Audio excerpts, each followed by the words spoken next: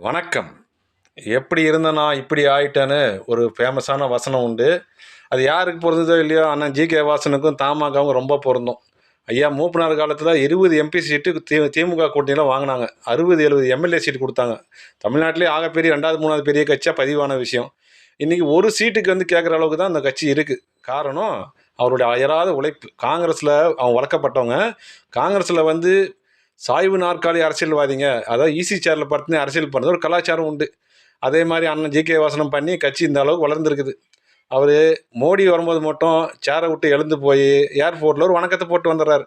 அவரு சின்னமான சைக்கிளையும் தேர்தல் வரும்போது மட்டும் ஒரு ரவுண்டு ஓட்டிட்டு வந்து திருப்பி நிக்க வச்சிடுறாரு. அதனால தான் இப்படி ஆஹா ஓஹோ வளர்ச்சி. இப்ப என்ன பேசினாருன்னா கொடியேத்திட்டு, சளைக்காமல் களத்தில் போராடுகின்ற கட்சினா தமாகா தான். இனி சட்டசேர பேரவையில எங்கள் குரல் ஒலிக்கும்னு ஒரு செய்தி குடுத்தார். இவருடைய கட்சியை வந்து இந்த மாதிரி ஆனதுனால இதை வளர்க்கறதுக்காக தமிழ்நாட்டிலே பெரிய தலைவரான தமிழ் அறிவுமணின்னு ஒருத்தர் இருக்கார். அவர் இப்போ காமராஜர் கட்சின்னு நடத்துகிறாராம். அது லட்சக்கணக்கான தொண்டர் பலம் உள்ள கட்சி அது. அந்த கட்சி தமாகோட இணைச்சி புது ரத்தம் பாய்ச்சி ஆட்சி கட்டிலே ஏற்றுறது சபதம் எடுத்துக்கிறாராம். அவர் வந்து இதில் சேர போகிறாராம். அதை தான் வந்து காவல்துறையெல்லாம் வந்து முன்னெச்சரிக்கை நடவடிக்கை செய்கிறாங்க. ஏன்னா பல லட்சக்கணக்கான லட்சோப லட்சம் தொண்டர்கள் வந்து சென்னையில் குவியும் போது சட்டம் ஒழுங்கோ இல்லை கரூர் மாதிரி ஆயிடக்கூடாது இல்லையா? அந்த அளவுக்கு தொண்டர் பலம் மிக்கவர் தமிழ்மணியன்.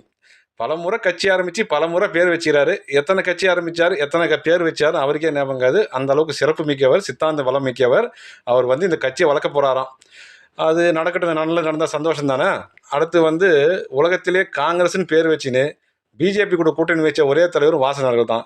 அதனால் என்ன சொல்கிறாங்கன்னா, காங்கிரஸ் இயக்கத்தில் இருக்கிறவங்களாம் தமிழ் மாநில காங்கிரஸ்ன்ற பேரை எடுத்துட்டு தமிழ் மாநில பாஜகன்னு வச்சா ரொம்ப நல்லா இருக்கும்னு சொல்கிறாங்க. அது அவங்க தான் பார்த்து பெரியவங்க முடிவு எடுக்க வேண்டியது தான்.